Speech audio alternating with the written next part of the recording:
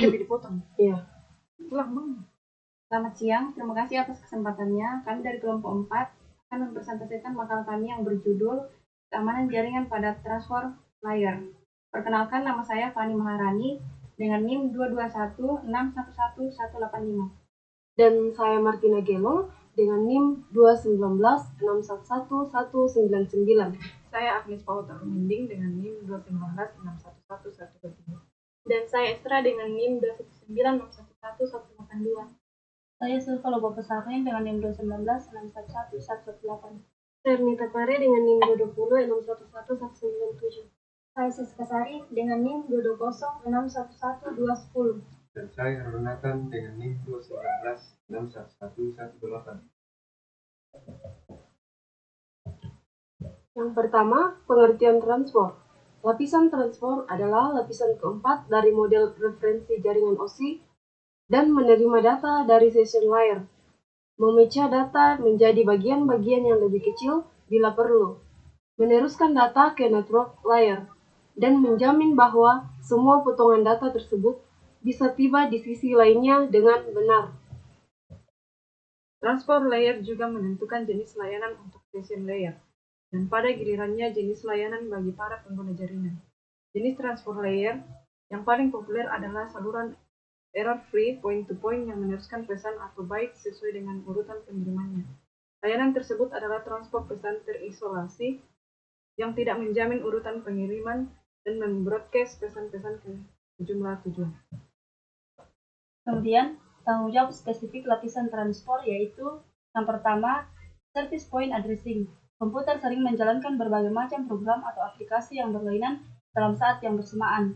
Yang kedua, segmentation dan reassembly. Sebuah message dibagi dalam segmen-segmen yang terkirim. Setiap segmen memiliki sequence number. Kemudian, connection control. Lapisan transport dapat berperilaku sebagai connection list atau connection oriented. Kemudian, flow control. Seperti halnya lapisan transport, bertanggung jawab untuk kontrol aliran atau flow control. Berikutnya, error control. Sama fungsi tugasnya dengan error control.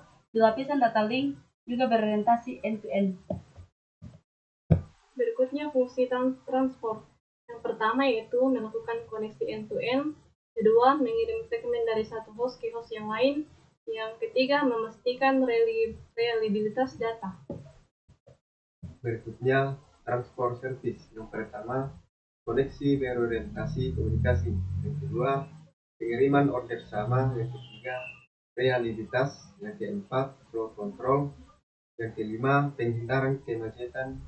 Yang keenam, multi-flashing. Selanjutnya, transfer service primitive. Untuk menjadikan pengguna dapat mengakses transfer service, lapisan transfer harus menjadikan beberapa operasi pada program aplikasi yang merupakan transfer service interface. Namun, pada faktanya, jaringan tidak 100% bebas dari error. Hal ini merupakan tugas utama dari lapisan transfer untuk menjadikannya service yang handal. Yang berikutnya yaitu analisis transport layer. Transport layer bertanggung jawab untuk menyampaikan data ke proses aplikasi yang sesuai pada komputer host dengan sumber dan tujuan alamat IP. Nomor port merupakan soket jaringan yaitu alamat identifikasi proses-proses komunikasi. Dalam model OSI, fungsi ini didukung oleh session layer. Yang terakhir, perbandingan protokol OSI transportasi. Model OSI mendefinisikan 5 kelas protokol koneksi mode transportasi yang ditunjuk kelas 0 atau tipe 0. Untuk kelas 4, tipe 4, kelas 0 tidak berisi pemulihan kesalahan. Kelas 4 yang terdekat dengan TPC, meskipun TPC berisi fungsi seperti dekat anggun yang memberikan kepada OSI session layer. Sekian presentasi kami ucapkan terima kasih.